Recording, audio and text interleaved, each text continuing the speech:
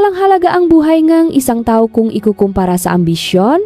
Ganyan katali mag-isip ang lalaking pinakatiwalaan mo ngang iyong buong buhay. Isang gabi bago sumikat ang araw ang lahat ng ebidensya ay kailangang maglaho. Ang boses na dating nagpapatulog sa kanya ng may katiwasayan ay naging isang matalim na balisong na humiwa sa katahimikan. Sino ang mag-aakala na ang taong nangakong magpaprotekta sa iyo ang siya palang magiging berdugo ng iyong pamilya? Bago natin simulan ang napakatindi at napakagandang kwento ang pag-ibig, pagtataksil at hustisya, huwag kalimutang i-like ang video na ito, mag-subscribe sa ating channel at mag-iwan ng inyong mga unang hinala sa comment section. Sa ibaba pindutin na rin ang notification bell para lagi kayong updated sa mga pinakamalalaking drama at kwento ngang totoong buhay. Handa na ba kayo? Ito ang mga hiblangang katotohanan. Walang halaga ang buhay ng isang pepe kumpara sa promosyong makukuha ko. Kaya siguruhin mong mawawala ang lahat ng ebidensya bago sumikat ang araw. Ang boses na iyon ni Gabriel, ang boses na dati ay nagpapatulog sa kanya sa gabi ng may katiwasayan, ay tila isang matalim na balisong na humiwa sa katahimikan ng silid. Nakatayo si Clarissa sa labas ngang pintuan ng opisina ng kanyang asawa. Bitbit ang isang tray ngang mainit na kape at ang paboritong bibingka ni Gabriel. Ito dapat ang munting sorpresa niya para sa kanilang ikalimang anibersaryo ngang kasal. Ngunit ang tanging natanggap niya ay isang katotohanang mas mapait pa sa purong kape. Dahan-dahang nangini ang makamay ni Clarissa sa ibabaw ng tray, patong ang isang puting panyo na gawo sa pinakamahusay na tela ng juicy. Buong gabi, niya itong binurdahan ng magintong hibla. Maingat na inukit ang matitik ng pangalan ni Gabriel, isang simbolo ng kanyang wagas na paibig at pasasalamat. Ngunit sa bawat salitang lumalabas sa bibig ng kanyang asawa salup ngang silit, ang bawat tahing ang pag-asa sa panyong iyon ay tila unti-unting nalalagot. Ang lalaking pinakatiwalaan niya nganyang buhay at ang kaligtasan ng kanyang kapatid na si M ay siya palang arkitektong kanilang pagdurusa. Hindi kailangan ng malakas na pagsabok para gumuho ang mundo ni Clarissa. Ang tunong ang pagbagsak ng mamahaling kristal sa sahig ay sapat na upang maging hudyat ng pagtatapos ng kanyang pangarap. Ang kape ay tumapon. Mabilis na kumalat sa maputing tela ng panyong may burda, tila isang madilim na mansa na hindi na kailanman mabubura. Ang bawat patak ay tila luha nga dugong dumadaloy mula sa kanyang nakdurugo na puso. Pumukas ang pinto. Lumabas si Gabriel na maayos ang suot. Amoy mamahaling pabango at may bakas ng pagkainis sa kanyang muha nang makita ang kalat sa sahig. Walang bahid ng pagkakasala sa kanyang mamata. Nang tumingin siya kay Clarissa, "Ano ba namang kalat ito, Clarissa? Can't you be more careful?" Ang dumi-dumi na ng hallway reklamo ni Gabriel habang inayos ang kanyang kurbata. Hindi makapagsalita si Clarissa. Ang kanyang lalamunan ay tuyong-tuyo. Tila may nakabarang malaking bato na pumipigil sa bawat hininga. Gusto niyang sumiga. Gusto niyang itanong kung bakit, ngunit ang tanging nagawa niya ay titigan ang mansyadong panyo sa sahig. Ang gintong burda ay nilamon na ang dilim. By the way, dagdag ni Gabriel, ang boses niya ay kasing lamig ng hangin na nanggagaling sa aircon. "I just got word from the court. Itinakda na ang petsa ng bitay sa kapatid mo. Next month na, Clarissa. Wala na tayong magagawa. Daniel will pay for what he did, whether he's deaf, mute or not." Tila tumigil ang pag-ikot ng mundo para kay Clarissa. Ang bawat salita ni Gabriel ay parang makarayom na isa-isang itinusok sa kanyang mata, sa kanyang pandinig, sa kanyang buong pagkatao. Ang kapatid niyang si Daniel, na kahit kailan ay hindi nakapanakit ng langgam, na tanging pagbuburda lamang ang alam na lengguwahe, ay itatapon sa kamatayan dahil sa kasalanang hindi nito ginawa. At ang taong pumatay sa kanya sa pamamagitan ng pananahimik ay ang mismong asawang pinagsilbihan niya ng may katapatan. Naramdaman ni Clarissa ang init na luhang nagsisimulang pumatak. Hindi ito ang iyak ng isang babaeng sumusuko, kundi ang tahimik na pagluha ng isang pusong na mamatay. Et muling isinisilang sagit na ngangput. Tumingala siya kay Gabriel, ngunit hindi na ang mapakmahal na asawa ang nakikita niya, kundi isang estranghero na may maskara ng kabanalan. Isang tanong ang paulit-ulit na umaling-aungaw sa kanyang isipan, kasing lalim ngang hukay na inihahanda para sa kanyang kapatid. Hanggang kailan siya mananatiling piping saksi sa sarili niyang pagkawasak? Hanggang kailan ang mga hibla ng pag-ibig ay magsisilbing gapos sa kanyang sariling kalayaan? Tumalikod si Gabriel at naglakat palayo. Ang bawat hakbang niya ay tila pakpako sa kabaong ni Daniel. Naiwan si Clarissa na nakaluhod sa gitna ngang basak na kristal at mansadong tela. Sa katahimikang ng gabi, isang sumpa ang nabuo sa kanyang puso, isang sumpang mas matibay pa sa pinakamahigpit na burda. Maring hindi nakakapagsalita si Daniel at maring nanahimik si Clarissa sa loob ng 5 taon. Ngunit ang katotohanan ay may sariling paraan ng pahabi sa dilim. Paano niya ililigtas ang isang buhay na ang mismong batas ang humahatol kung ang tagapagtanggol na inaasahan niya ay siya palang berdugo? Huwag mong idaan sa pakiyak ang katamaran mo, Clarissa, ang dumi-dumi ng sahik. Kasing dumi ng pinanggalingan mong pamilya, magpasalamat ka at pinatira ka pa namin sa mansong ito. Ang boses ni Doña Asuncion ay tila hagupit ngang latigo sa gitna ngang katahimikang ngang umaga. Nakatayo ang matandang babae sa itaas ngang hagdan. Hawak ang isang mamahaling abaniko habang nakatingin sa ibaba kung saan nakaluhod si Clarissa. Hawak ni Clarissa ang isang basang-basahan. Pilit na pinupunasan ang bawat sulok ng makintap na naranasahik, kahit na ang kaniyang buong katawan ay tila binabayo sa sakit. Kagabi ay hindi siya nakatulog. At ngayong umaga ay parang umiikot ang paligid dahil sa laknat na dulot ng matinding pagod at samanglop. Ngunit sa bahay na ito, ang sakit ay isang karangyaan na hindi kayang bayaran ni Clarissa. Ang bawat butil nga, pawis na pumapata mula sa kanyang nu, ay tila simbolo nga kaniyang pagkakautang. Ang tinatawag nilang utang na loob dahil pinakasalan siya ngang isang tanyak na abogado. Ang bawat hingal niya ay kailangang itago dahil para kay Doña Asuncion. Ang isang manugang na galing sa hirap ay walang karapatang magreklamo. Opo, Mama, tatapusin ko lang po itong sala bago ako maglutong pananghalian. Mahinang sagot ni Clarissa. Ang kanyang boses ay halos pabulong na. Tuyo ang lalamunan at nanginginig ang magalabi. Dapat lang you should be grateful, Clarissa. Kung hindi dahil sa anak ko, baka hanggang ngayon ay nagtitiis ka sa gutom kasama ang kriminal mong kapatid. Learn your place, dagdag ng matanda bago ito tumalikod at bumalik sa loob ng silid. Nang makaalis ang biyenan, hinayan ni Clarissa na tumulo ang isang butil ng luha. Ngunit mabilis niya itong pinunasan gamit ang likod ng kanyang kamay na punong kalyo. Pumasok siya sa silid ni Lani, Gabriel, upang linisin ang mga gamit nito. Isang gawaing dati ay ginagawa niya ng may ngiti, ngunit ngayon ang bawat gamit ng kanyang asawa ay tila may dalang lason. Habang inaayos ang mga damit sa loob ng drawer, may isang maliit na pelus na kahon ang nahulog mula sa ilalim ng kurbata ni Gabriel.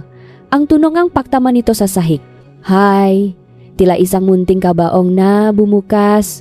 Dahan-dahang kinuha ito ni Clarissa at binuksan. Isang kumikinang na kwintas na may pendan na diamante ang tumambat sa kanya. Ang ganda nito ay nakakasilaw, ngunit ang lamig nito ay tumatagos sa kanyang daliri. Alam niyang hindi ito para sa kanya. Kailanman ay hindi siya binilhan ni Gabriel ng ganito kamahal na alahas. Para sa kanya ang sapat na regalo ay ang pagtanggap sa kanya sa pamilya. Ang kwintas na ito ay para sa ibang lig, para sa isang babaeng hindi amoy kusina at hindi may bahid ng dumi ng kahirapan. Ang katotohanan ito ay parang isang kutsilyong dahan-dahang ibinabaon sa kanyang dibdib. Sa gitna ngang kaniyang panulumo, may napansin siyang isang piraso ng papel na nakasuksok sa gilid ngang drawer. Isa itong liham nagaling sa kulungan ang sulat kamay ni Daniel. Punit-puniti ito. Tila pinagtangkang sirain ngunit hindi tuluyang naitapon. Binasa ni Clarissa ang manatitirang salita sa bawat piraso. Ate, tulong, hindi ko sila. Ang bawat titik ay tila sumisigaw sa klolo. Nararamdaman ni Clarissa ang pangingini nga kamay ni Daniel habang isinusulat ito. Ito ang liham na matagal na niyang inaantay. Ang liham na sinabi ni Gabriel na hindi kailanman dumating itinago ito ang kanyang asawa. Pinakait sa kanya ang huling hininga ng pag-asa ng kanyang kapatid. Nabalik lamang ang diwa ni Clarissa nang marinig niya ang mabibigat na habang ni Doña Asuncion na muling pabalik sa silid. Na mamadali niyang isiniksik ang piraso ng papel salok ng kanyang bulsa. Ngunit huli na ang lahat. Ang matalas na mata nga matanda ay nakatuon na sa kanyang kamay. Ano ang tinatago mo riyan, magnanakaw ka na rin ba ngayon, Clarissa? Akala ko ba? Ay, dangalang ang meron ang pamilya ninyo, seryosong tanong ni Doña Asuncion habang mabilis na lumalapit. Pilit na hinablot ng matanda ang kamay ni Clarissa. Sa kaguluhan, nalagla ang punit na papel mula sa bulsa ni Clarissa at nakalat sa sahig. Ang muka ni Doña Asuncion ay nagibang ang kulay. Mula sa pakagulat patungo sa isang ngising punong ang panilibak. Dahan-dahang pinulot ng matanda ang pinakamalaking pirasong sulat at tiningnan ito ng may pandidiri. Walang sabi-sabi. Ay, sinimulan niyang punitin ang may ito sa mas maliliit pang piraso. Sa harap mismo ng mga mata ni Clarissa. Ang tunog nga, pakapunit ng papel. Ay, tila boses ni Daniel na unti-anting pinapatay sa gitna ng kawalan. Ang basura. Ay, para sa basurahan, Clarissa. Katulad ng kapatid mo. Wala nang silbi ang maito, sabi ni Doña Asuncion habang isinasabok ang mga pira-pirasong papel sa sahig. Tila mga patay na dahon sa gitnang bayo. Nakatayo lang si Clarissa. Tila isang rebultong nawala ng buhay. Ang kanyang paningin ay nakatuon sa mga puting papel na ngayon ay nakahalo na sa alikabok ng sahig na kanina lang ay pilit niyang pinapakintap. Sa sandaling iyon, ang huling hiblang ng kanyang pagtitimpi ay nagsimulang maputol. Paano mo lalabanan ang isang pamilyang itinuturing kang basura kung ang tanging sandata mo ay ang mga kamay na sanay lamang sa pagtitiis? Ang amoy kalawang at lumang semento ay tila sumasakal sa bawat hininga ni Clarissa habang binabaybay niya ang madilim na pasilyonggang kulungan. Ang bawat hakbang niya sa malamig na sahig ay naglalabas ng tuno na tila nagmamarka sa bawat segundong nawawala sa buhay ng kanyang kapatid. Ang bawat rehas na nadadaanan niya ay paalalang kawalan ng kalayaan ng isang mundong tinitingnan ng makatulad nilang mahihirap. Bilang maaninong madaling itapon sa dilim nang makarating siya sa visitation room. Ang tanging naghihiwalay sa kanila ay isang makapal at maruming salamin. Sa kabilang panig, nakaupo si Daniel. Ang kaniyang kapatid ay mas nangangayat. Ang dating masiglang muha ay puno na ngayon ng mapasa at bakas ng pagod. Ang suot nitong kulay kahel na uniforme ay tila isang malaking insulto sa kalinisan ng kanyang puso. Nang magtakpo ang kanilang nga mata, pilit na ngumiti si Daniel. Ngunit ang kanyang nga kamay ay nanginginig habang dahan-dahang itinaas ang nga ito upang magsenyas. Sa mundong ito na napuno ng ingay, ang kanilang lihim na lengguwahe ang tanging paraan upang marinig ang katotohanan. Ate, hindi ako pumatay. Ang mabilis na galaw nege mega kamay ni Daniel. Ang bawat kumpas ay puno nege desperasyon. Ang kanyang mamata ay nagsisimulang malunot sa luha. Tila isang batang naliligaw sa gitna ng unos. Alam ko, Daniel, naniniwala ang ate sa iyo. Gagawin ko ang lahat, ilalabas kita rito, ang sagot ni Clarissa sa pamamagitan din ng masenyas. Ang kanyang makamay ay tila sumasayaw sa gitna ng pait. Ipinatong niya ang kanyang pala sa salamin. At dahan-dahan ding itinuon ni Daniel ang kanyang pala sa kabilang panik. Ang lamig ng salamin ay hindi naging hadlang upang maramdaman nila ang init ng dugong nagbubuklot sa kanila. Biglang bumilis ang galaw ng makamay ni Daniel, tumingin siya sa paligid. Sinisigurong walang nakatingin na guwardiya. Bago muling naksenyas ng mas malilit na kumpas. May lalaki. Sa gabi na yon, may malaking pilat sa mukha. Nakita ko siya sa labas ng bahay bago dumating ang mga pulis. Ate, ang lalaking yon. Nakita ko siyang kausap ni Kuya Gabriel sa tapat ngang opisina noong nakaraang buwan. Tila tumigil ang paktibok ng puso ni Clarissa. Ang bawat impormasyong ibinibigay ni Daniel ay tilam nga piraso ng puzzle na bumubuo sa isang nakakangilabot na larawan. Ang lalaking may pilat, si Gabriel, ang pagsasabuatan ay mas malalim pa kaysa sa inaakala niya. Ang kanyang asawa ay hindi lamang nananahimik. Siya ay aktibong bahagi ng bitak na pumatay sa kinabukasan ni Daniel. Tapos na ang oras tumayo na kayo sigaw ng isang guwardya. Ang boses nito ay bumasak sa kanilang munting mundo. Ang tunong ng asusina kinakalampak sa rehas ay tila hudyat ng muling paghihiwalay. Sandali lang po, parang awan ninyo na. 5 minuto pa. Pagsusumamo ni Clarissa habang mabilis na kinukuha ang kanyang huling pera sa looping bag. Inabot niya ito ng palihim sa guwardya. Ang kanyang manggamatay puno ang pagsusumamo. Kailangan ko lang pong malaman ang iba pa. Tiningnan ng guwardya ang pera. Pagkatapos ay tumingin sa paligid ng may pag-aalinlangan. Ngunit imbes natanggain ang suhol, tila may dumaang takot sa mga mata nito. Ibinalik niya ang pera kay Clarissa.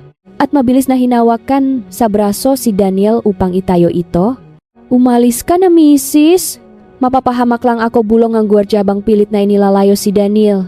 Ngunit bago sila tuluyang makalabas sa silid, dahan-dahang huminto ang gwardiya sa tapat ni Clarissa. Ang kaniyang boses ay naging isang napakahinang bulong na halos hindi marinig sa gitna ng ingay ng ibang mabilanggo. Huwag ka nang maaksaya ng pera dito. Binabayaran ang katahimikan ng buong salda. Kahit anong gawin mo, may mataong mas malakas ang pera kaysa sa katotohanan. Newang nakatayo si Clarissa. Nakatingin sa likod ng kanyang kapatid na unti-unting nilalamon ng kadiliman ng pasilyo. Ang masalitang ng guwardya ay tila isang malamig na hangin na nakpapatindik na ang kanyang balahibo. Binabayaran ang katahimikan. Sino ang may kayang bumili sa buong sistema ng hustisya kung hindi ang isang taong kabisado ang bawat butas nito? Sa kanyang paglabas sa gate ng kulungan, ang sikat ng araw ay tila hindi na kayang bigyan ng liwanag ang kanyang dinadaanan. Isang pangalan lamang ang paulit-ulit na sumasagi sa kanyang isipan. Isang pangalang kasing talim ngang karayom at kasing itim ng tina. Paano mo ilalaban ang isang piping katotohanan kung ang nga tawong dapat ay nakikinig ay sadyang nagbibingi-bingihan para sa pera? Ayusin mo ang bawat tahi, Clarissa. Ayokong mapahiya sa harap nga magkasama ko sa opisina. Ang barong na yan ang magdadala sa akin sa mas mataas na posisyon. Kaya huwag mong idaan diyan ang katamaran mo. Ang utos ni Gabriel ay tila isang malami na hangin na dumaan sa balat ni Clarissa. Inilapa ng kanyang asawa ang isang puting tela ng barong Tagalog sa ibabaw ng hapa. Ang kinang ng seda ay tila nanunukso sa kanyang pagdurusa. Habang tinitingnan ni Clarissa ang tela, naalala niya ang masalita ni Daniel tungkol sa lalaking may pilat. Ang bawat hiblang barong na ito ay bibilhing ang dugong dumana mula sa kanyang pamilya. At siya pa ang inutusan na makpatingkat sa tagumpay ng kanyang sariling kaawe.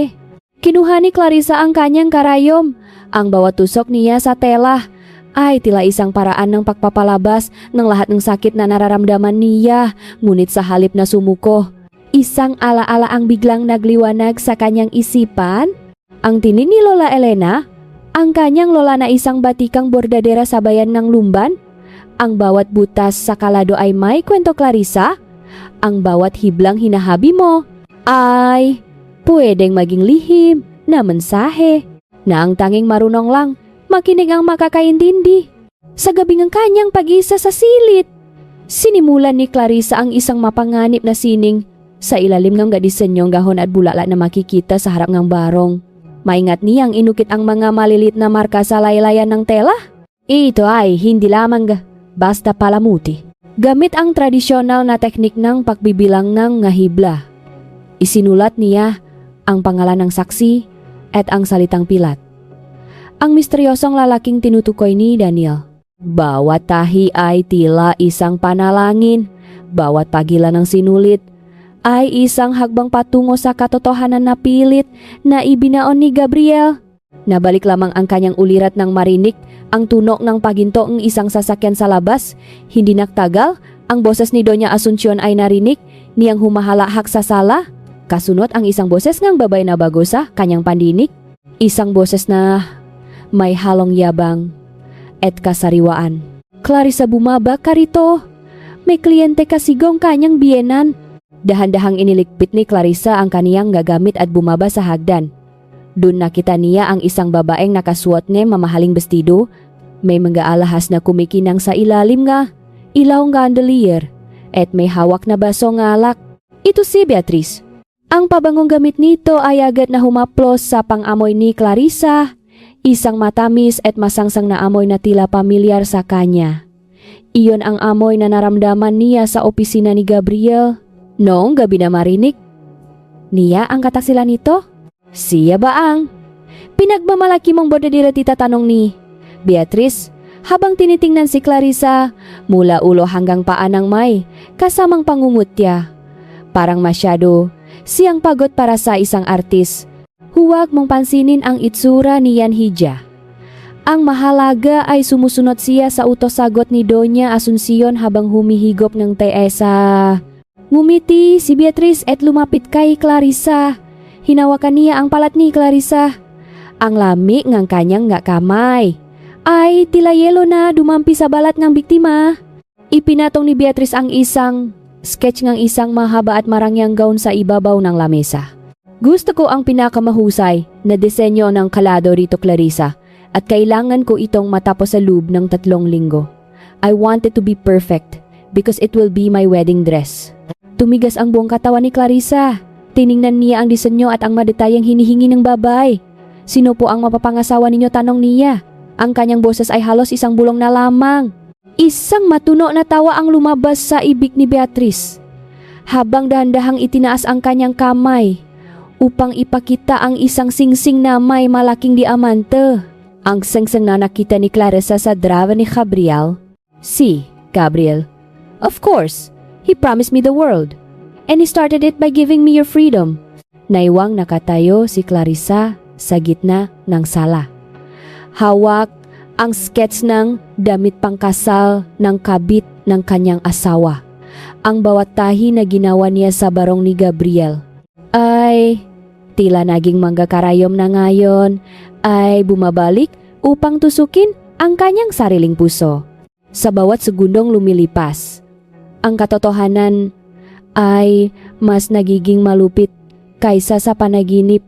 Paano mo magagawang burdahan ang kaligayahan ng taong kumuhang lahat mula sa iyo habang ang sarili mong kapatid ay nagbibilang na lamang ng mahuling sandali sa ilalim ng anino ng bitayan?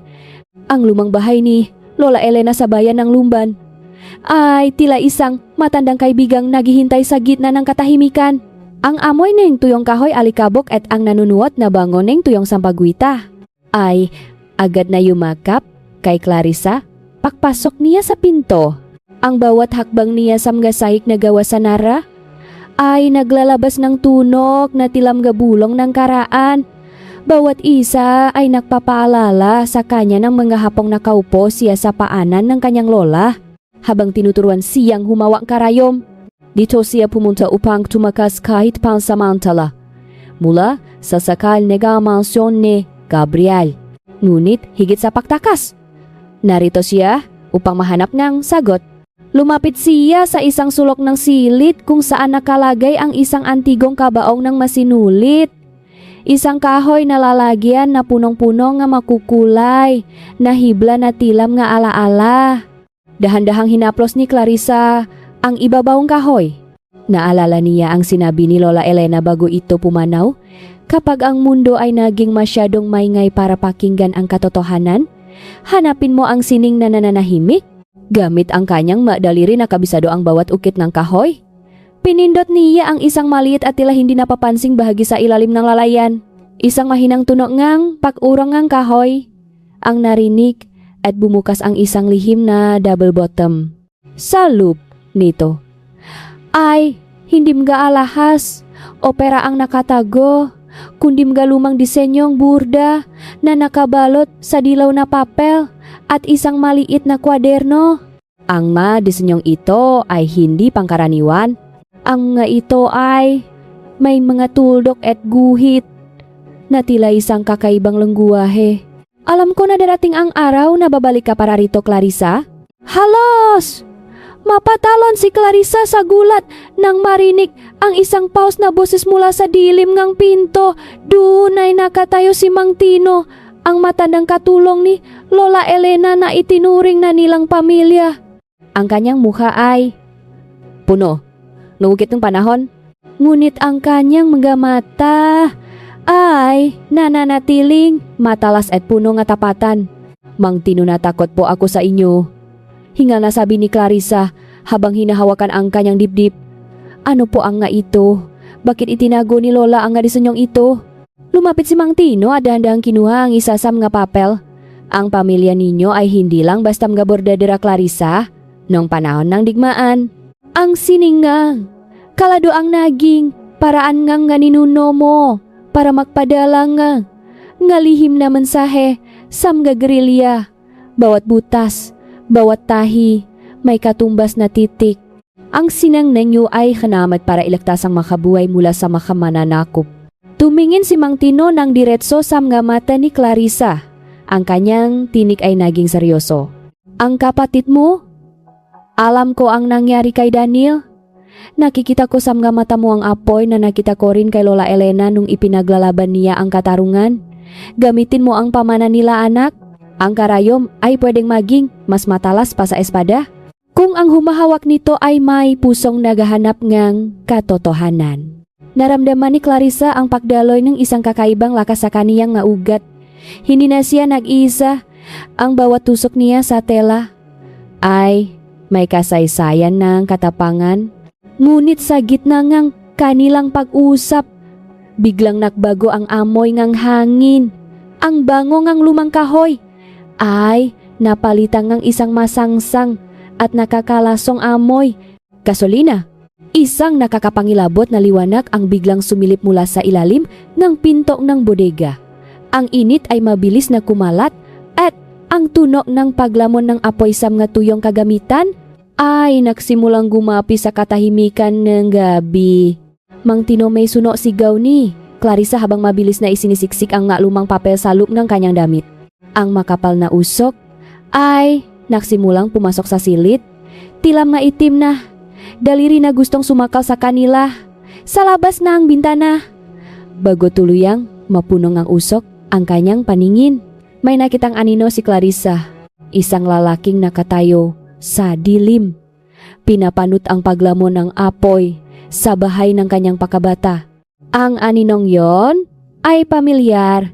Isang aninong laging nakasuot ng mayos na Amerikana. Paano mo ililitas ang ngalihim ng nakaraan, Amga? Medyo ng kasalukuyan ay unti-unti nang nagiging abo sa harap ng iyong mata. Ang init ay tila isang malupit na hayop na mabilis na kumakain sa bawat dingding ng bahay ni Lola Elena. Sa gitna ng makapal at itim na usok, ang bawat hininga ni Clarissa ay puno nga na tila bumabara sa kanyang baga. Nagpapahirap sa bawat pagsubok niyang tumawag ng saklolo. Ang nga lumang gamit na gawa sa kahoy ay naglalabas ng tunong ang pagkabali at pagguho.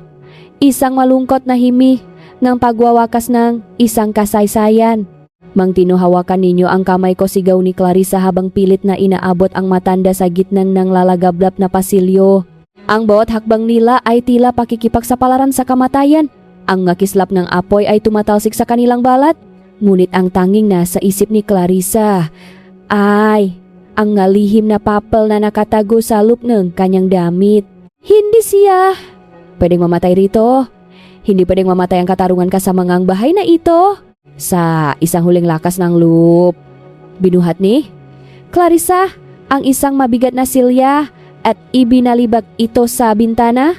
Ang tunog ng pakbasak ng salamin ay tila hudyat ng kanilang kalayaan. Mabilis silang tumalon palabas bago tuluyang bumaksak ang kisamengang bodega. Nagpapadala ng isang malaking bukso ng init at liwanag sa madilim na langit ng lumban. Nakahiga, si Clarissa sa damuhan. Hinihingal at punong-puno ng uling ang mukha. Pinanut niya kung paano nilamon ng apoy ang huling alaala ng kanyang pagkabata. Ang bahay na dati ay puno nga, tawa at amoy nga, sinulit. Enjoy sana nga yung malaking sulo sa gitna nga bi. Ang sakit na naramdaman niya. Ay, mas matindi pa sa pasosa. Kanyang nga kamay. Ngunit sa gitna ng pagtangis, ang kanyang paningin ay natuon sa isang aninosa di kalayuan. Isang itim na sasakyan ang dahan-dahang umalis mula sa kakahuyan. Ang mga ilaw nito ay tila mga matang isang demonyo na nagmamasid sa kanyang tagumpay. Alam ni Clarissa ang sasakyang iyon. Kabisado niya ang tunog ng makina nito. Kay Gabriel Yung. Ang kanyang asawa ay naroon. Pinapanood. Ang kanyang kamatayan ng walang kibo. Pakalipas nga ang ilang oras. Sa gitna ng abo at nagbabagang uling, dumating si Gabriel kasama ang nabumbero. Ang kanyang mukha ay balot ng pag-aalala. Isang maskara na napakalinis at napakaganda. Lumapit siya kay Clarissa at pilit itong niyakap. Ang kanyang amoy na mamahaling pabango ay tilalason sa pang-amoy ng babay. Diyos ko, Clarissa, akala ko ay kung ano na ang nangyari sa iyo, bakit ka ba pumunta rito nang hindi nagsasabi ang nag-aalalang tanong ni Gabriel? Ngunit ang kanyang mamata ay nananatiling malamig at mapanuri. Tila hinanap kung may nailagtas si Clarissa mula sa sunog. Tumingin si Clarissa sa kanyang asawa. Sa sandaling iyon, ang kaniyang puso ay naging kasing tigas ng bato. Ngunit imbes na sumigaw o manumbat, dahan-dahan niyang ibinaba ang kanyang tingin, na kunwari siyang nanginginig sa takot. Ang kanyang boses ay naging paos at tila nawawala ng malay. Sorry, Gabriel. Gusto ko lang sana kumuha na ilang kamay ni Lula. Parubak lang nakapuy. Wala akong nailaktas. Wala. Ang pagsisinungaling ni Clarissa. Habang pilit na itinatago ang panginginingang kanyang nga kamay sa ilalim ng kanyang maruming bestido. Kailangang isipin ni Gabriel na matagumpay siya. Kailangan niyang maniwala na si Clarissa ay nananatiling isang piping biktima na walang laban. Dahil sa ilalim ng abo, ang apoy ngang pahihiganti ay mas lalong nakalap. Dahan-dahang yumuko si Clarissa at may pinulot sa kanyang paanan. Isang maliit na piraso ng nasunog na tela ng juicy ang tanging natira sa huling burda ni Lola Elena. Kahit ito ay itim na at halos maging abo. Hinawakan niya ito ng mahigpit. Tila isang anting-anting. Ito ang magpapaalala sa kanya na ang bawat hiblang ng kanyang buhay ay kailangan niyang bawiin mula sa makamay nga asawang nagtaksil sa kanya. Bumalik sila sa mansyon ng walang imikan. Ngunit bago pa man makapasok si Clarissa sa kanilang silid, naramdaman niya ang pag-vibrate ng kanyang lumang telepono sa loop ng bulsa. Isang mensahe mula sa isang hindi kilalang numero ang bumulaga sa kanya. Wala nakasulat na salita.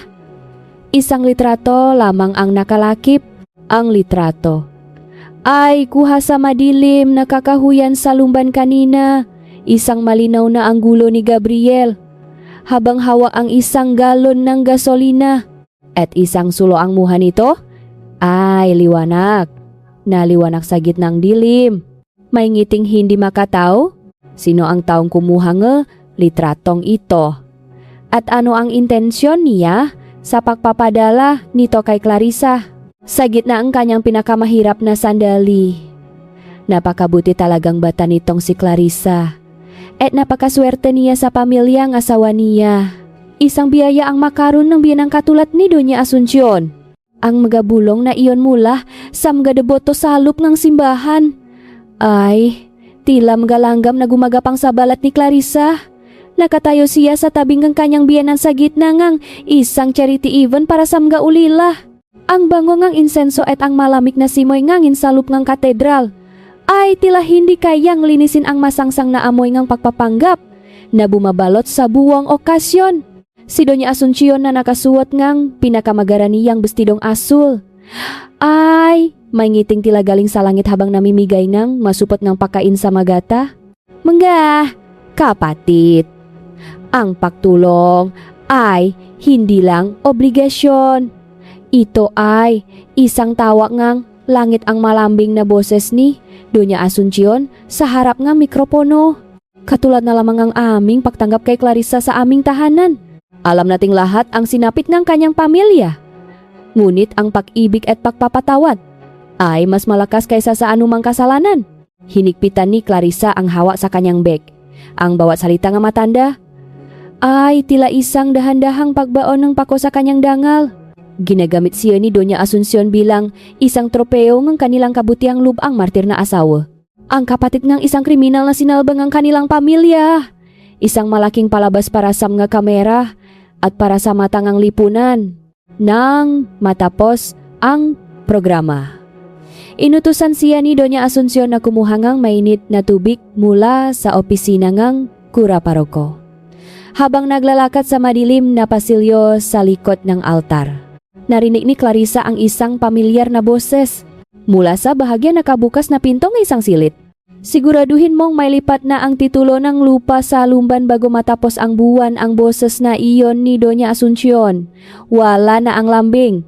Napalitan ng isang tuyot at malupit na tono. Kapag nabitay na ang kapatid niya, wala nang maghahabol sa lupang iyon. Ang tagarun sa lugar na yon ay madaling paalisin. Ang lupang yon ang magiging pundasyon ng bagong resort ni Gabriel. Napahawak si Clarissa sa pader. Ang lupang tinutukoy nga matanda ay ang kaysa isang pamanang kanilang nga magulang. Ang lupang kinatatayuan ng kanilang maliit na talir ngang burda, hindi lang pala buhay ni Daniel ang gusto nilang kunin, kundi pati ang huling bakas ng dangal ngang kanilang pamilya. Ang lahat ng nangyayari, ang pagkakakulong ni Daniel, ang sunog sa lumban, ay bahagi ngang isang malaking plano upang ubusin ang lahat ng meron sila. Excuse me, ikaw ba si Clarissa? Isang mahinang tinig ang pumutol sa kanyang pag-isip. Isang babaeng may maikling buhok at may bit-bit na recorder ang nakatayo sa kanyang likuran. Ang mamata nito ay punong kuryosidad at tila may nakatagong lungkot. Ako si Joy Izong, freelance journalist bulong ng babae abang mabilis na inyabo ang Izong mali na card kay Clarissa. Matagal ko nang sinusubaybayan ang kaso ni Daniel. May mga butas sa ebidensya na hindi inilabas sa korte. Alam kong hindi siya pumatay. At alam kong may itinatago ang asawa mo. Bago pa man makasagot si Clarissa, lumitaw si Doña Asuncion mula sa silid. Muling suot ang kanyang maskarang kabutihan. Agad na naglakad palayo ang jurnalis. Tila isang anino na nawala sa gitna ng liwanag. Clarissa, nasaan na ang tubig ko? Kanina pa ako naghihintay ang reklamong matanda habang lumalapit. Dahan-dahang lumapit si Clarissa. Hawak ang baso ng mainit na tubig.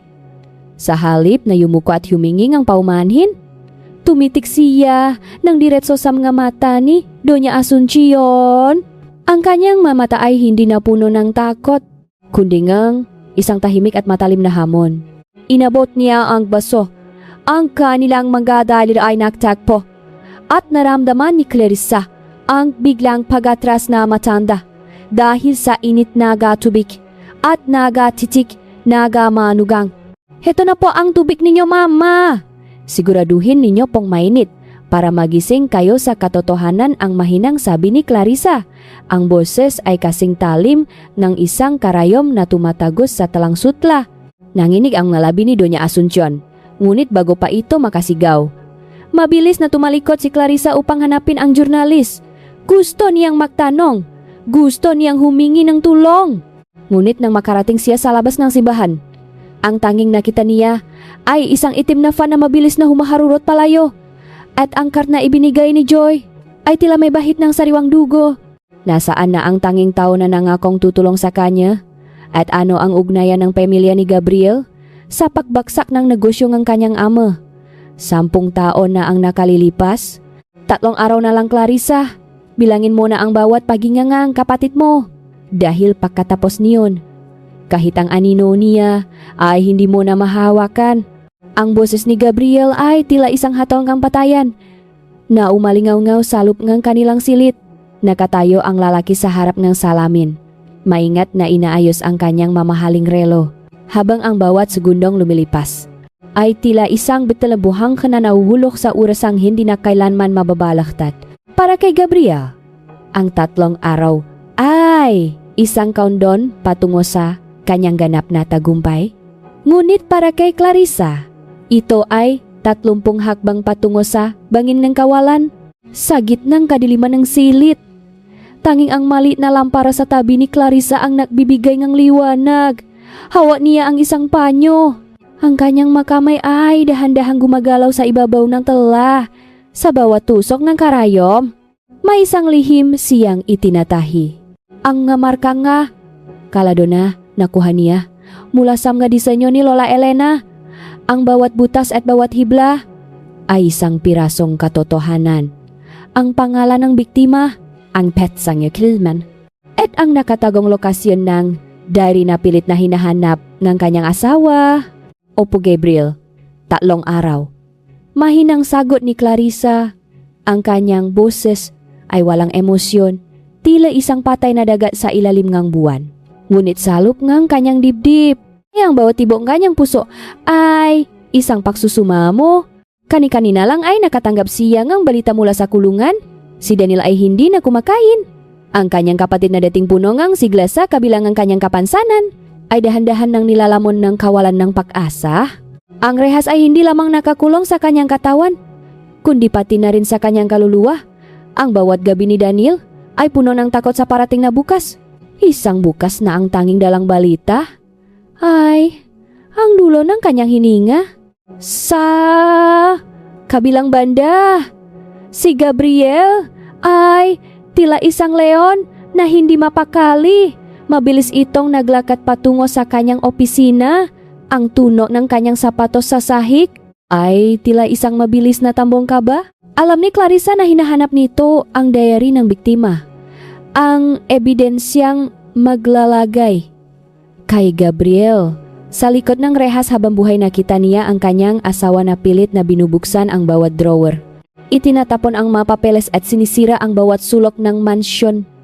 Sa desperasyong mahanap ang munting kwadernong iyon, nabalik ang atensyon ni Clarissa sa kanyang ginagawa. Dahan-dahan niyang sinimulan ang isang lumang uyayi, isang kanta ngang papatulok na dati ay inaawit niya kay Daniel noong gabata pa sila. Ang kanyang tinik ay paos ngunit puno ngang lambing, tila isang mahinang ihip ng hangin sa gitna ng bagyo. Ang bawat tahi ay sumasabay sa ritmo ng kanyang kanta. Ito ang kanyang masterpiece of evidence.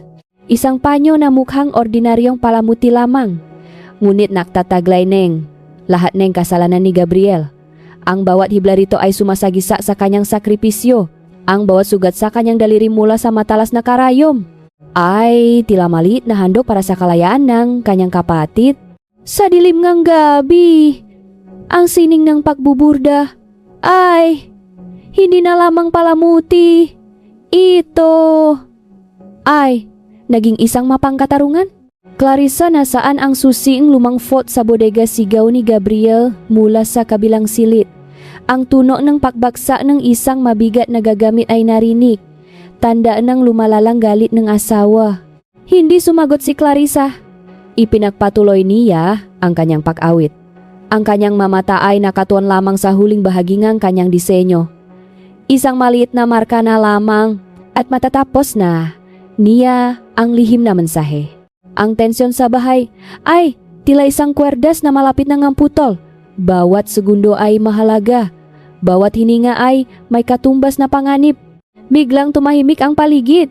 Ang tunog nga mayabak ni Gabriel ay papalapit sa kanilang silid. Ang pintuan ay dahan-dahang bumukas. Naglalabas tunog ng paginggit na tila isang babala. Pumasok ang lalaki. Ang mukha ay balot ng pawis at ang mga mata ay nanlilisik sa galit. Huminto si Gabriel sa tapat ng kama. Ang kanyang tingin ay bumaba sa paanan ni Clarissa, kung saan ang isang maliit na bahagi ng kahoy na bastidor ay bahagyang nakasilip mula sa ilalim ng kama. Dahan-dahang siyang yumuko. Ang kanyang kamay ay umabot sa lihim na pinagtataguan ni Clarissa. Ano itong tinatago mo, Clarissa? Akala ko ba ay tapos ka na sa walang kwentang sining mo, ang tanong ni Gabriel. Ang boses ay puno ng hinala habang unti-unting hinahila ang sikretong bastidor palabas sa liwanag. Napatigil ang kanta ni Clarissa. Ang kanyang puso ay tila tumalon sa kanyang lalamunan at ang huling karayom na hawa niya ay bumaon ng malalim sa kanyang sariling palat. Mababasa ba ni Gabriel ang nakatagong mensahe? Bago pa ito makarating sa tamang nga kamay o ito na ang magiging huling tahi sa sariling kabaong ni Clarissa? Akala ko ba? Ay, wala ka nang gana sa sining na ito, Clarissa. O baka naman ginagamit mo ang karayom na ito para itusok sa saril mong katinuan. Ang boles ni Gabriel ay tila isang malami na hininga sa bato ni Clarissa habang hinihila ng lalaki ang bastidor mula sa ilalim ng kama, ang tunog ng pakaskas ng kahoy sa sahi. Ay, tila isang babala nga matayan. Nakaluot si Clarissa. Ang kanyang palat ay kumakaba at ang dukong haling sa tusok na karayom ay dahan-dahang nakmamansa sa putang kumot habang ang kanyang asawa ay nakatayo ng matikas. Si Clarissa ay tila isang maliit na hayop na nabaon sa sulok, malang kalaban-laban sa gitnang sariling silid. Tiningnan ni Gabriel ang Buddha ng may mapanuring mata. Ang mamata nito ay nanlilisik, tila hinahanap ang anumang mali, ang anumang lihim na nakatago sa pagitan ng mahibla, ang bawat butas sa telang kalado. Ay, tila isang matang nakatingin sa kanya. Nagpapaalala sa lahat ng mga kasalanang pilit niyang ibinabaon sa limot. It's just an old pattern, Gabriel. Isang alaala mula kay Lola Elena para kay Daniel, mahinang sagot ni Clarissa. Pilit niyang pinatitigas ang kanyang boses kahit na ang kaniyang buong katawan ay nanginginig sa takot. Gusto ko lang na may mahawakan siyang banal. Bago siya mawala. Isang mapait na tawa ang lumabas sa ibig ni Gabriel. Dahan-dahan siyang lumapit at hinawakan ang buhok ni Clarissa. Isang kilos na tila paglalambing ngunit may dalang pananakit. Nababalo ka na, Clarissa. Ang pagdadalamhati mo ay nagiging sakit na sa isip. Do you really think a piece of cloth can save a murderer? Binitawan ni Gabriel ang bastidor at kumuha ng isang baso ng tubig mula sa side table. May inilabas siyang isang maliit na puting tableta mula sa kanyang bulsa at inihulog ito sa loop. Ang tunong pakatunaw gamot. Ay, tila isang mahinang bulong ang panganib. You need to rest, sweetheart. You're becoming unstable. Inumin mo ito para makatulog ka ng mahimbing at hindi na kung ano-ano ang inisip mo. Ang utos ni Gabriel. Ang buffs kong kungwat na pag-alala. Ngunit sa likod ng kanyang mata, makikita ang pagnanais na patahimikin ang isipan ng kanyang asawa. Tinanggap ni Clarissa ang baso. Ang bawat daliri niya ay tila yelo sa lamig. Alam niyang hindi ito simpleng pampatulog. Alam niyang gusto siyang gawing paralisado ni Gabriel. Isang asawang walang isip, walang mata, at walang boses. Inumin ang lason ng pagpapanggap upang mabuhay sa sapat na panahon. Dahan-dahan niyang inilapit ang baso sa kanyang labi, ngunit sa isang mabilis at tago na pagkilos. Ibinuhos niya ang tubig sa loop ng kanyang makapal na panyo habang nakukunwaring lumulunok. Pagkatapos ay humiga siya. Ipinikit ang kanyang mga mata at hinayaan ang sarili na lamunin ng kadiliman ng pakukunwari. Naramdaman ni Clarissa ang paupo ni Gabriel sa gilid ng kama. Hinaplos ng lalaki ang kanyang isang haplos na tila isang ahas na gumagapang sa kanyang balat. Nanatili siyang hindi gumagalaw. Pinipigilan ang bawat pangingining kanyang kapalamnan. Sa gitna ng katahimikan, narinig niya ang pagtunog ng telepono ni Gabriel. Ang mahinang pag-ingit ng sapatos ng asawa habang naglalakad ito patungo sa balkonahe. Ay, tila isang hudyat ng bagong panganib. Ilang oras na lang ba ang narinig ni Clarissa na bulong ni Gabriel sa kabilang linya?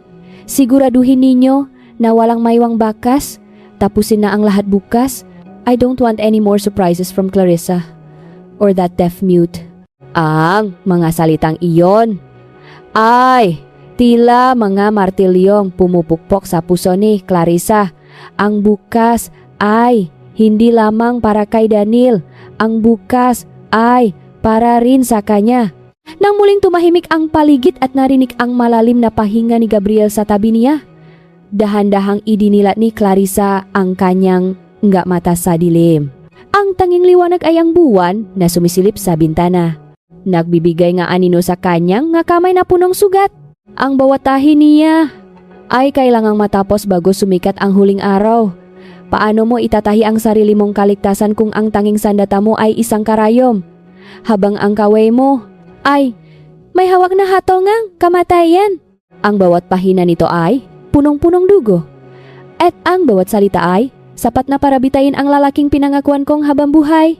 Ang kaisipang ito ay tila isang malamig na agos kang tubig na dumaan sa likod ni Clarissa.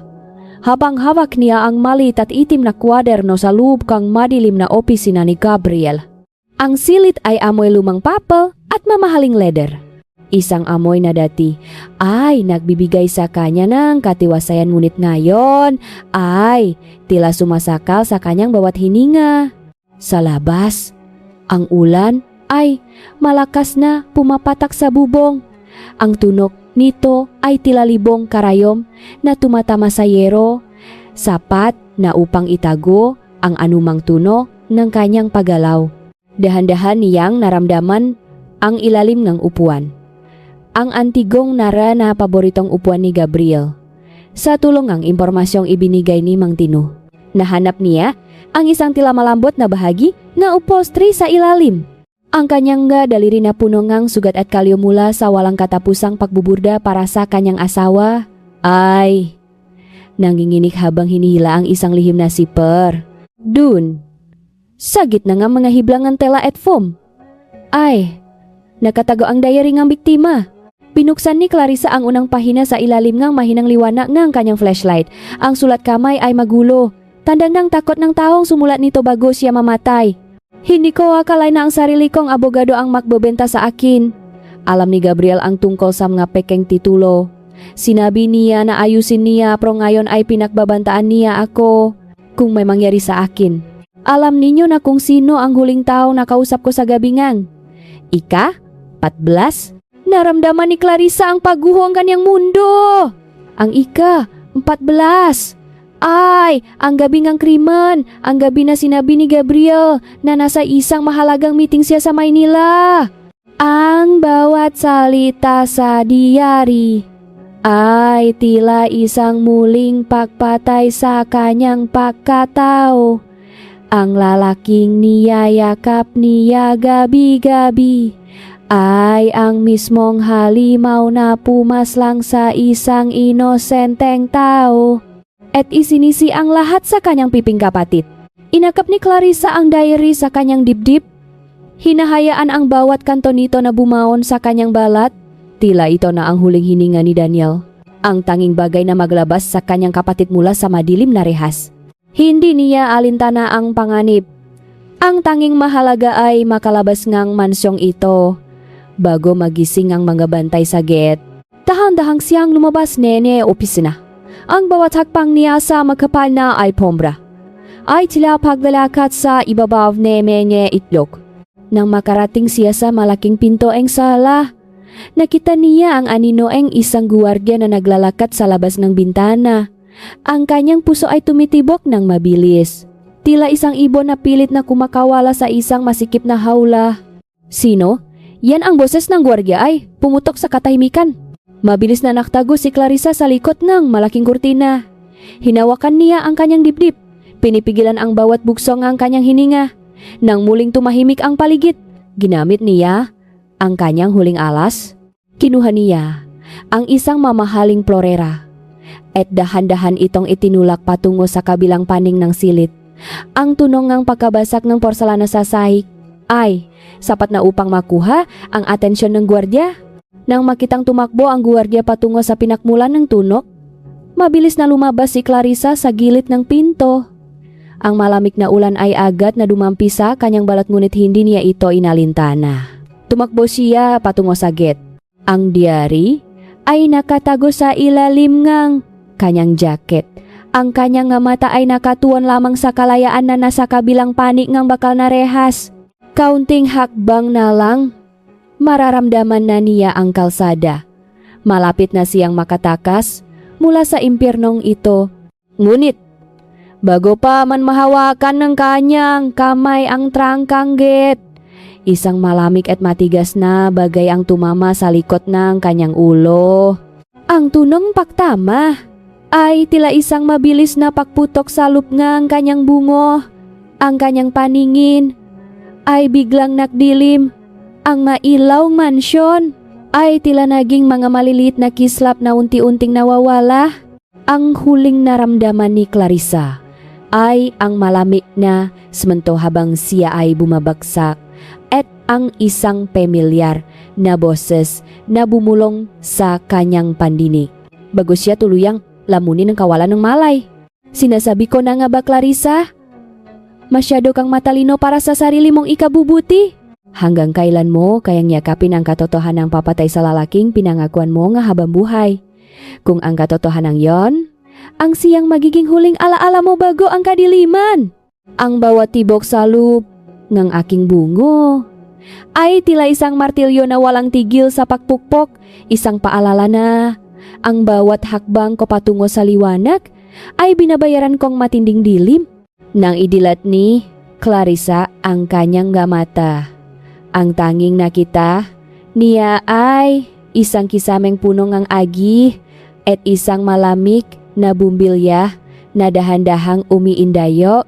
Ang kanyang kamay ay mahigpit na nakagapos sa likod ng isang lumang silya. Ang ngalubit ay bumaon sa kanyang balat na tilam nga ahas na ayaw bumitaw. Ang bawat kilos niya ay naglalabas ng tunong ang pag-ingit ng kahoy na silya sa semento. Isang malungkot na tunog sa gitna ng silit na amoy alikabok at pakabulok. Naramdaman niya ang malapot na dugo sa likod ng kanyang ulo. Tuyo na ito. At tila idinidikit ang kanyang buho sa kanyang balat. Ngunit sa kabila ng sakit ng katawan, ang mas matinding hapdi ay ang kawalan ng diary sa kanyang bulsa. Kinuha na ito ni Gabriel, ang huling alas para sa kaligtasan ni Daniel. Ay muling naagaw sa kanya. Bumukas ang pinto. Naklalabas ng tunok na kalawang na tila isang hiyaw na babala. Ngunit, hindi si Gabriel ang pumasok. Si Beatrice ang nakatayo ron. Nakasuot pa rin ang kaniyang mamahaling bestido. Ngunit ang kaniyang mukha ay wala na ang dating yabang. Ang kaniyang mata ay puno ng pag-aalinlangan habang tinitingnan ang kalagayan ni Clarissa. Beatrice, tulungan mo ako. Paus na pakiusap ni Clarissa. Ang kanyang boses ay tila gasgas na plaka sa pandinig. Bakit mo ba ginagawa ito, Clarissa, sabi ni Gabriel? Ay, balik ka na raw, sabi niya. Ay, sinubukan mong sunugin ang bahay ninyo sa lumban dahil sa selos. Ang boses ni Beatrice ay nanginginig. Tila pilit na kinukumbinsi ang sarili sa mga kasinungalingan ng kanyang mangingibig. Isang mapait na tawa ang lumabas sa tuyong labi ni Clarissa. Tingnan mo ako, Beatrice. Tingnan mo ang kamay ko. Dahan-dahang itinaas ni Clarissa ang kanyang daliri na puno ng kalyo. Masugat mula sa karayom at mga bakas ng pagot ang masuga na ito. Ay, bungangang, 5 taong paglilingkod sa lalaking mahal mo. Burdado ang bawat pangarap niya ngang aking dugo at pawis. At ngayong nalaman ko ang katotohanan, ganito niya ako itatapon. Beatrice, look at me carefully. I am not your rival. I am your future. Napahagbang pauraw si Beatrice. Ang kanyang kamay ay nakatakip sa kanyang bibig. Ang katotohanan ay tila isang malamig na hanging humampas sa kanyang mukha. Naalala niya ang magabing nakikita niyang bugnutin si Gabriel. Ang magasandaling nakita niyang may hawak itong gasolina. At ang paraan nga, pagtingin nito sa matao na tila magamit lamang na pwedeng itapon kapag wala ng silbi. Sinabi niya na papakasalan niya ako pagkatapos ang kaso ni Daniel. Bulong ni Beatrice. Ang maluha ay nagsisimulang pumata sa kanyang pisngi. Gagamitin ka lang niya, katulad ng paggamit niya sa akin. At kapag nalaman mo ang kanyang ngalihim, ikaw ang susunod na itatali sa silyang ito. Ang babala ni Clarissa ay tila isang sumpa na bumaon sa isipan ni Beatrice. Dahan-dahang lumapit si Beatrice kay Clarissa. Ang kanyang mak kamay ay nangingini habang hinahawakan ang mak lubid. Hindi ko kayang gawin ito, pero hindi ko rin kayang hayan kang mamatay dito. I heard him on the phone, Clarissa. He's coming back with something to make sure you never speak again. Bago pa man matanggal ni Beatrice ang pakakabuhol ng lubid, narinig nila ang mabibigat na yabak ng sapatos sa pasilyo. Ang bawat hakbang ay tila pakpako sa kabaong ng pag-asa. Mabilis na tumayo si Beatrice at lumayo. Ang kanyang muka ay muling binalot ng takot. Pumasok si Gabriel. Ang kanyang Amerikana ay wala na. Ang kanyang manggas ay nakatupi hanggang siko. At ang kanyang mata ay nanlilisik sa isang uring ngalit na hindi makatao. Sa kanyang kanang kamay, hawak niya ang isang malaki at matalas na gunting. Ang gunting na ginagamit ni Clarissa sa kanyang pinakamahihirap na burda. Nalaman ko na ang lahat, Clarissa. Pati ang malihim na mensahang ibinuburda mo sa aking madamit ang boses ni Gabriel ay tila isang malalim na ungol ngayop. Masyado kang maraming alam. Masyado kang maraming sinasabi. Lumapit si Gabriel. Ang talim ng gunting ay kumikislap sa ilalim ng malamig na ilaw gumbilya. Iniharap niya ang gunting sa mukha ni Clarissa. Ang dulo nito ay dahan-dahang dumampi sa kanyang labi. Kung ang sining mo ang nagbibigay sa iyong lakas na lumaban, marahil ay oras na para putulin ang lahat ng hibla. Sisimulan natin sa mga gawa mo at tatapusin natin sa dila mong hindi marunong manahimik. Ang laming ng bakalang gunting ay dumampi sa balat ni Clarissa. Tila isang halik ng kamatayan. Sa kabilang sulok, nakatayo si Beatrice. Nanginginig at walang magawa habang pinapanot ang lalaking akala niya ay kanyang kaligtasan.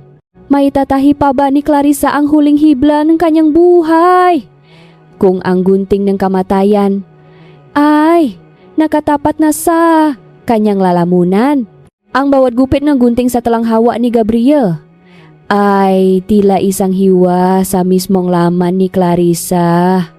Isang tunog ng pagkapunit na nagmamarka sa katapusan ng kanyang pagtitiis.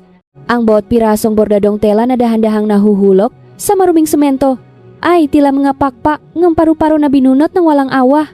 Tinitingnan ni Gabriel si Clarissa nang may ngiting punong pait. Ang talim gunting ay malapit na sa lalamunan ng babay. Ngunit sa gitna ng desperasyon, ang mata ni Clarissa ay hindi nagpakita ng pagsuko. Sa halip, lalong naging matalas ang kanyang titik. Tila tinatandaan ang bawat ukit ng kasamaan sa muka ng kanyang asawa. Ito lang naman ang kaya mong gawin, di ba, ang sirain ang mga bagay na hindi mo kayang likayin ang hamon ni Clarissa. Ang kanyang boses ay hindi na nanginginig. You can cut the thread, Gabriel. Pero hindi mo kailanman mapuputol ang katotohanang nakasulat na sa budi mo. Dahil sa galit, itinaas ni Gabriel ang kanyang kamay upang ihampas ang gunting. Ngunit isang malakas na tunongang pagkabalingang porselana ang umaling-aungaw sa silid. Si Beatrice na kanina pa nanginginig sa sulok ay humawak ngang isang mabigat na plorera at ibinalibak ito sa direksyon ni Gabriel. Ang pagkagulat sa mukhang lalaki ay sapat na upang makahanap ngang pagkakataon si Clarissa sa isang mabilis na pakilos. Sinipa niya ang tuhod ni Gabriel. Sapat na upang mawalan itong balansa at mabitawan ang gunting. Takbo, Clarissa, umalis ka, narito sigaw ni Beatrice habang pilit na humaharang sa pagyan ni Gabriel at Clarissa. Hindi na nag-atubili si Clarissa. Kahit mahapdi, ang kanyang magalos at nanginginig ang kanyang nabinti. Tumakbo siya patungo sa bintana. Ang buhos ng ulan sa labas ay tila isang malaking pader ng tubig. Ngunit ito na lamang ang tanging daan patungo sa kaligtasan. Tumalon siya sa gitna ng kadiliman. Ang kanyang katawan ay bumagsak sa maputik na lupa. Ngunit ang sakit ay hindi niya inalintana. Sa labas ng mansyon, ang katahimikan ng gabi ay binuwak ng gailaw ng flashlight. Ang mamanging isda at mangga tagalumban sa pamumuno ni Mang Tino ay dumating na tila isang hukbongang maaninong naghahanap ng katarungan. Narito kami, Clarissa, hindi ka na nagiza ang gabovs ni Mang Tino ay umalinggaw-ngaw sa gitna ng nebayo. Naglakat si Clarissa sa gitna ng ulan. Ang kanyang makamay ay dahan-dahang kinakapa ang kanyang kwelyo. Doon nakatago ang isang maliit na karayom na lagi niyang dala. Ngunit, wala siyang sinulit. Wala na siyang anumang kagamitan upang tapusin ang lihim na mensahe sa panyong hawak niya. Ang panyong naglalaman ng huling piraso ng ebidensya. Sumilong siya sa ilalim ng isang lumang puno. Ang kanyang hininga ay gumuho sa lamig. Tiningnan niya ang panyo. Isang tahi na lamang. Isang huling pangalan ang kailangan malimbik sa tela upang maging buo ang mapang krimen ni Gabriel. Sa isang desperadong hakbang, hinawakan ni Clarissa ang kanyang sariling buhok. Hinila niya ang isang mahabal at matibay na hibla. Ang sakit ng pakabunot nito ay tila isang maliit na sakripisyo para sa kanyang kapatid. Gamit ang kanyang sariling buhok bilang sinulit, sinimula ni Clarissa ang huling tusok. Ang bawat pagila niya sa karayom ay tila pagugot ng lakas mula sa kanyang sariling kaluluwa. Ang ulan ay patuloy na bumubuhos ng malakas. Tila pilit na binubura ang kanyang gawa. Ngunit ang bawat tahi ay naging kasing tibay ngang bakal. Nang matapos ang huling tahi, itinaas ni Clarissa ang panyo sa gitna ng kidlat. Ang pangalang Gabriel ay malinaw na nakaukit sa siningang kalado. Isang burda na hindi na kailanman mabubura ng anumang ulan o apoy. Ngunit ang katahimikan ay muling bumasag nang marinig niya ang tunog ng isang radyong debaterya mula sa malapit na kubong nga mangingisda. Isang boses ng broadcaster ang nagatit ng balitang tila isang malamig na tubig na ibinuhos sa kanyang pagkatao. 5 oras na lang bago ang nakatakdang bitay kay Daniel sa National Penitentiary. Ang lahat ng apela ay tinanggihan ng korte. Napaluhod si Clarissa sa putikan. Ang panyo ay mahigpit na nakakapit sa kanyang dibdib. Ang oras ay hindi na lamang tumatakbo. Ito ay lumilipat na patungo sa kamatayan. Paano mo may hatid ang isang pirasong tela sa gitna ng isang baha at bagyo kung ang bawat segundong nawawala ay katumbas ngang huling hininga ngang taong kaysa isa mong pamilya? Hindi mo kayang itago ang katotohanan sa likod ng isang mamahaling Amerikana dahil ang bawat hibla ng suot mo ay may bahit ng dugo ng aking kapatid. Ang boses ni Clarissa ay bumasak sa kabilang dako ng marangyang hall ng Manila Hotel, kung saan idinaraos ni Gabriel ang isang press conference para sa kanyang nominasyon bilang isang mataas na opisyal ng hudikatura. Ang nakakasilaw na liwanag mula sa mga kamera ng mga mamamahayag ay tila mga kidlat na tumatama sa mukha ni Clarissa. Marumi basa nga, ulan at punong gagalos. Ngunit ang kanyang mga mata ay nag-aapoy sa isang uri ng paninindigan na hindi kayang tapatan ng anumang kinang ng mga sandalier sa kisame. Ang bawat hakbang ni Clarissa sa gitna ng makinis at puting sahig ay naiwan ang bakas ng putik. Isang matinding kaibahan sa malinis at perpektong anyo ni Gabriel na nakatayo sa likod ng podium. Ang tunog ng paghinto ng mga usapan at ang unti-unting pagtahimik ng paligid ay tila isang mabigat na kumot na bumalot sa buwang silid. Naramdaman ni Clarissa ang pangingini ng kanyang nga tuhod dahil sa matinding pagod. Ngunit ang imahe ni Daniel na nakasuot ng orange na uniforme at nabibilang ng huling hininga ang nagsilbing tungkod niya upang manatiling nakatayo. Clarissa, anong ginagawa mo rito? Ang boses ni Gabriel ay may halong gulat at takot, bagaman pilit itong itinatago ng kanyang profesional na tono. Pasensya na po, ang asawa ko ay hindi mabuti ang kalagayan ng isip nitong nga nakaraang araw. Security, please assist her. Huwag ninyo akong hawakan, ang sigaw ni Clarissa habang mabilis na inilaladlat ang panyong telang juicy sa harap ng kamera.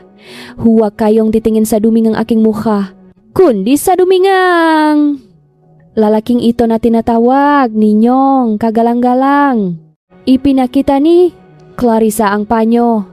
Sa ilalim nga ilaw, ang siningang kalado na binudahan niya gamit ang kanyang sariling buhok ay nakmuhang gaukit sa isang sagradong bato.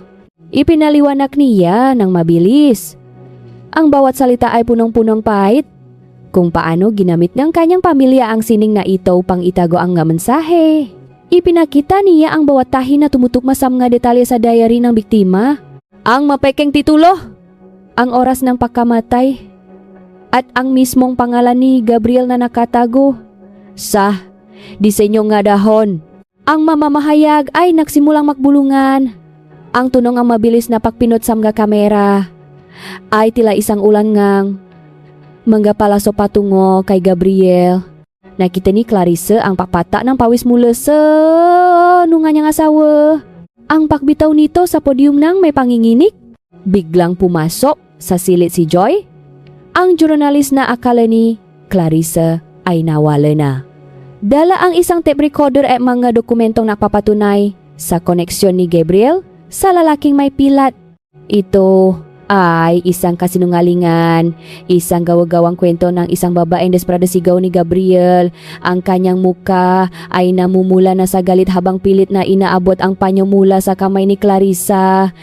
Ang tunog na paginggit na maga sapatosa sahik habang nakakagulo ang magata ay nagdagdag sa tansyon na silit.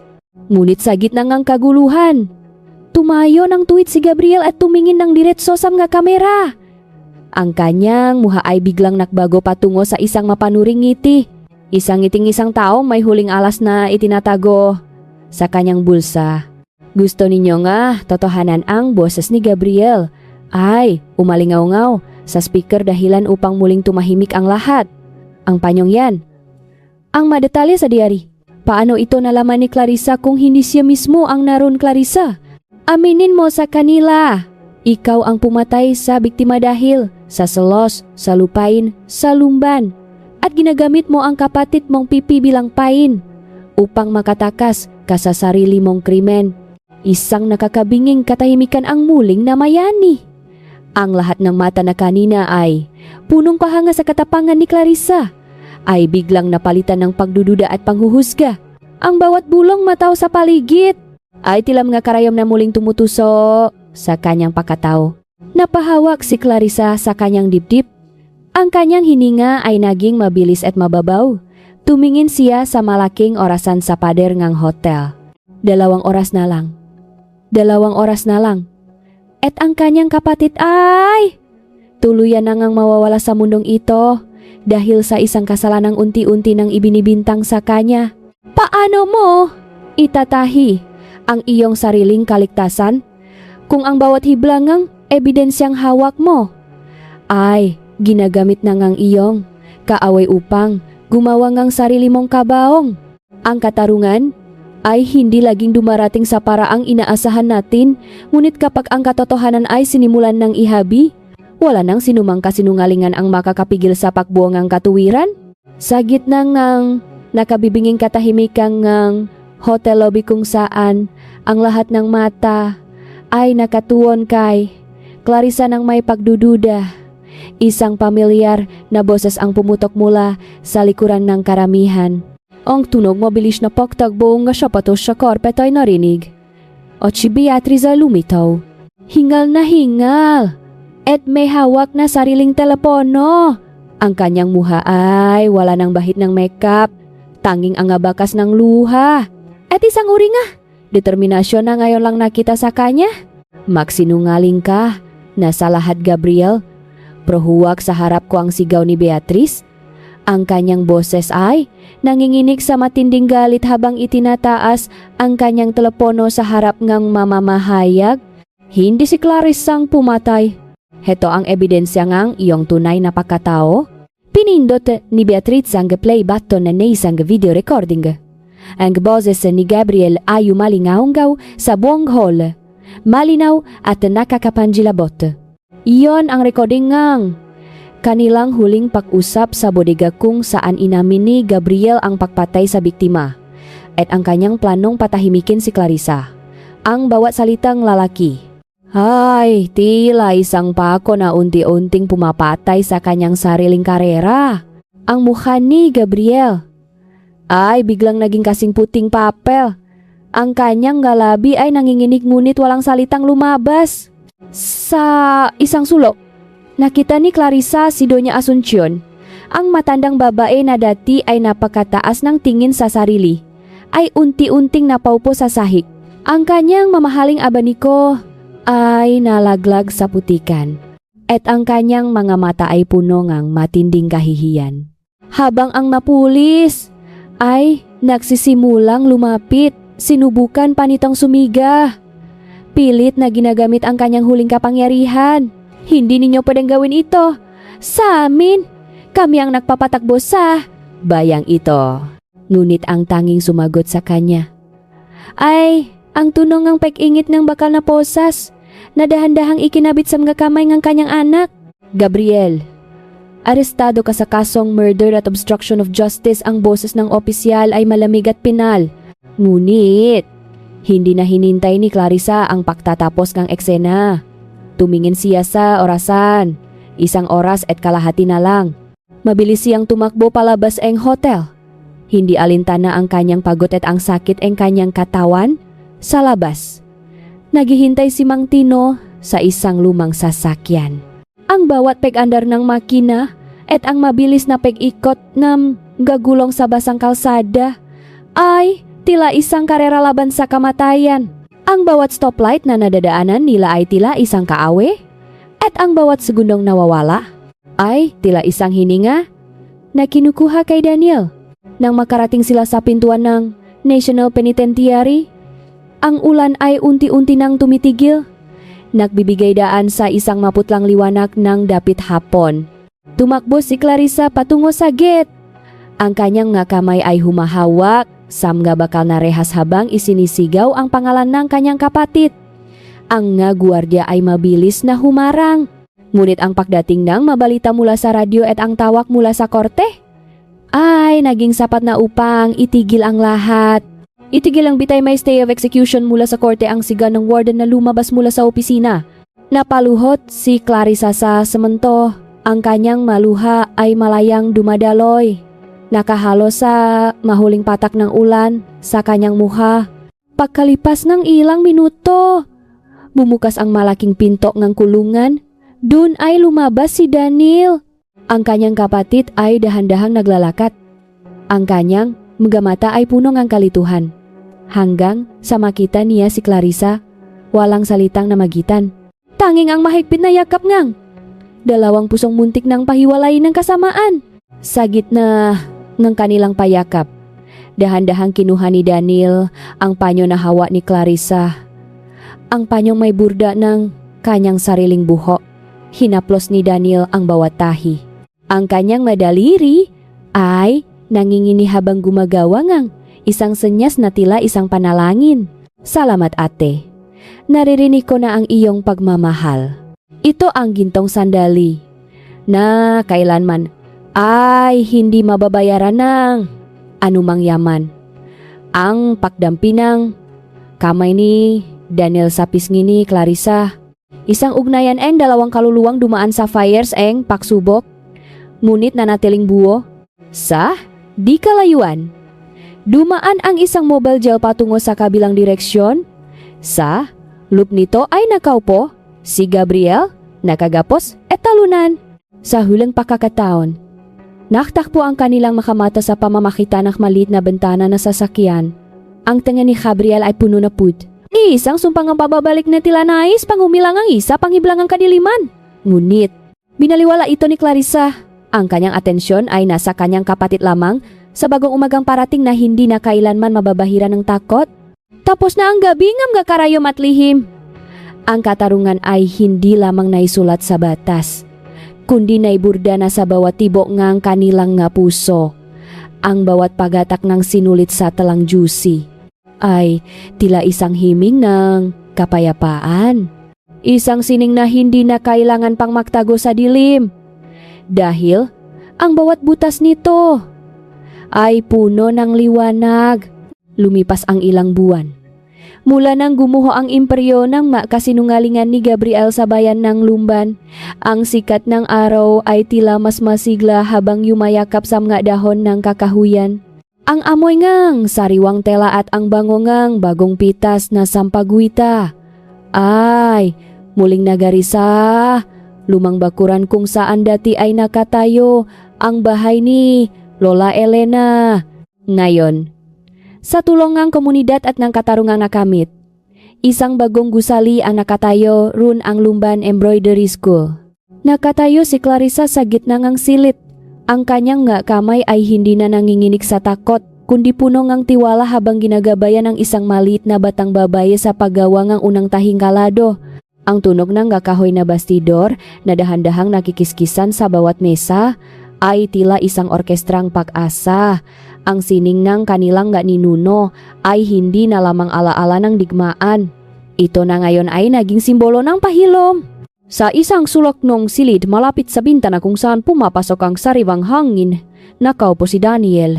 Ang kanyang kapatid ay hindi na ang nangangayat na bilanggo na nakita ni Clarissa sa likod ng rehas. Ang kanyang mukha ay maaliwalas, ang kanyang mamata ay nangniningning.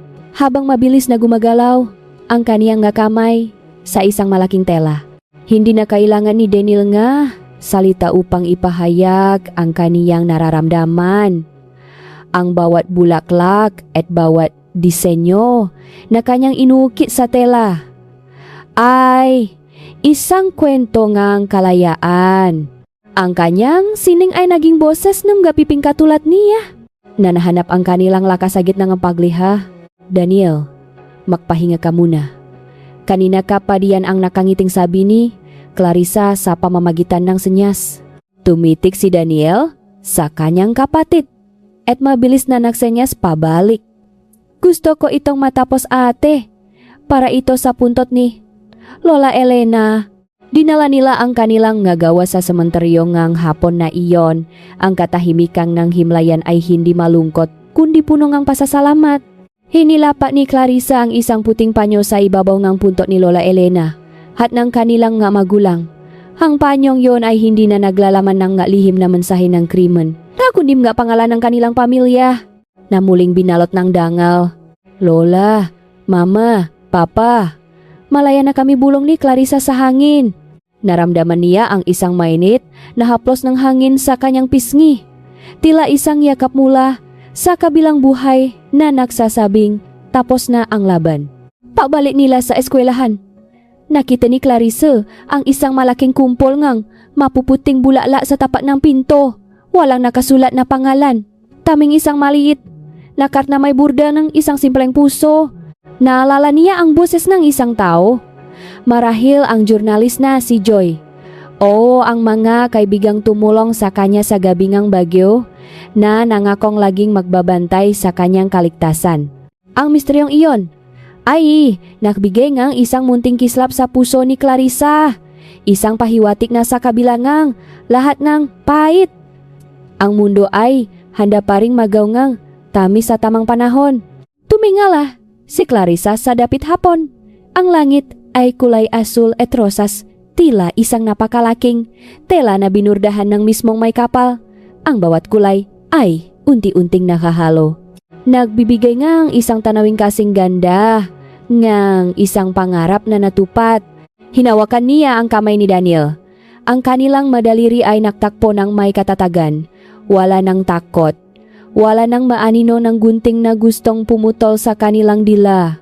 Ang bawat hibla ng kanilang buhay ay sila na ang may hawak. Tapos na ang gabi, Daniel. Tayo naman ang mahinang sabi ni Clarissa habang pinapanood ang unang bituin na sumiklap sa langit. Ang kwento ng kanilang pagdurusa ay naging isang alamat ng katatagan sa bayan ng Lumban. Isang patunay na kahit gaano man kagulo ang tahi ng tadhana, ang kamay na may pag-ibig at katotohanan ang laging makakabuong pinakamagandang obra maestra.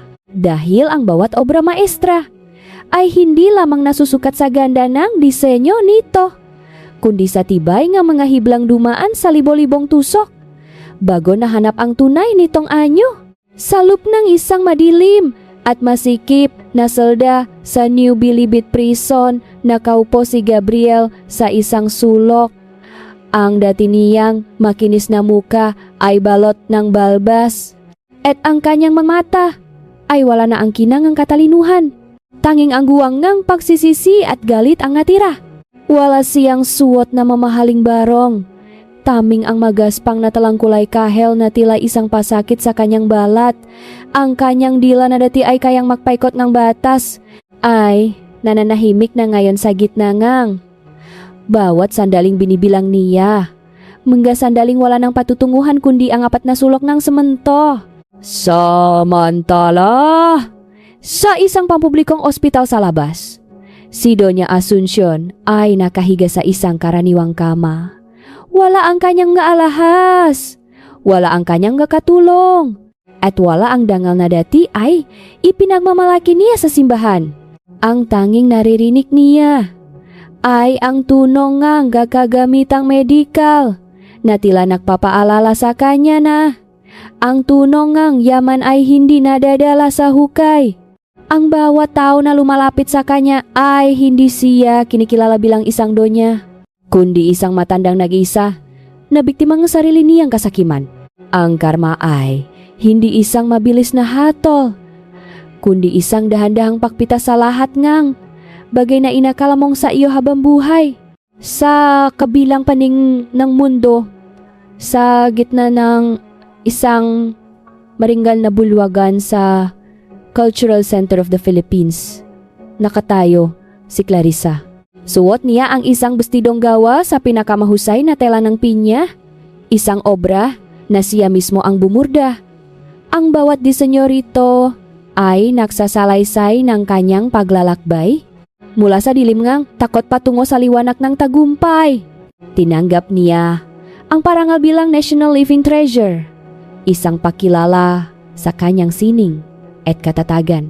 Ang pagpapatawad ay hindi nangangahulugang kinalimutan ko ang lahat. Ang boses ni Clarissa ay umaling-awngaw sa buong bulwagan, malinaw at puno ng kapayapaan.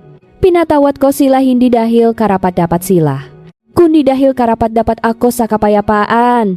Ang galit ay isang sinulit na pwedeng sumakal sa iyo, at pinili ko itong putulin upang makapagsimula akong isang bagong burda. Isang burda na puno ng pag-asa at pagmamahal sa aking kapatid. Sa harap niya, ang tablado, nakatayo si Daniel. Nakasuot ng isang barong na may disenyong siya mismo ang gumawa. Ang kanyang mata ay punong luhang kagalakan. Habang itinaas niya ang kanyang makamay upang magsenyas ng isang mensaheng narinig ng lahat ng naroon. Ate, tayo ay malaya na. Pagkatapos ang seremonya, lumabas ang magkapatid sa ilalim ng maliwanag na buwan. Tiningnan ni Clarissa ang huling liha ni Daniel. Isang portrait na burda ng kanilang pamilya kung saan ang lahat ay nakangiti. Kabilang ang anino ni Lola Elena. Sa ilalim ng portrait, may nakaburdang isang salita sa pinakamagandang sulat pagbangon. Ang buhay ni Clarissa ay tila isang telang juicy. Maaring marami itong butas at punit dahil sa mga pagsubok. Ngunit kapag hinawakan mo ito ng may pag-ibig at katarungan, ang bawat pinsala ay nagiging bahagi ng isang mas maganda at mas matibay na disenyo. Ang gabi ay lumipas na, at sa pagsikat ng araw, ang bawat tahi ng kanilang bagong buhay ay kasing kinang ng ginto, kasing tibay nga katotohanan, at kasing wakas na pag-ibig na hindi kailanman sumuko. Napakasakit ngunit napakagandang pagtatapos ng kwento ni Clarissa at Daniel. Napatunayan nila na ang hustisya at wagas na pagmamahal sa pamilya ang hinding-hindi matatalo ngang kahit anong yaman o kapangyarihan sa mundo. Ang karma nga naman hindi natutulog. Maraming salamat sa inyong pagsubaybay at pag-ubos ang inyong oras para panoorin ang video na ito hanggang sa huli. Kung kayo ay naantik at nasiyahan sa takboeng ating kwento ngayon, huwag kalimutang mag-subscribe, i-click ang notification bell at i-share ito sa inyong mga kaibigan. Ano ang masasabi ninyo sa naging gantingan tadhana kay Gabriel at Doña Asuncion Carapat? Dapat ba ang parangal na nakuha ni Clarissa? Ay type ang inyong mga reaction at opinion sa comment section. Sa ibaba binabasa ko po ang lahat na yan. Muli maraming salamat at magkita-kita tayo sa susunod na matitinding kwento ng totoong buhay. Manatiling ligtas at mapagmatiyak makadrama.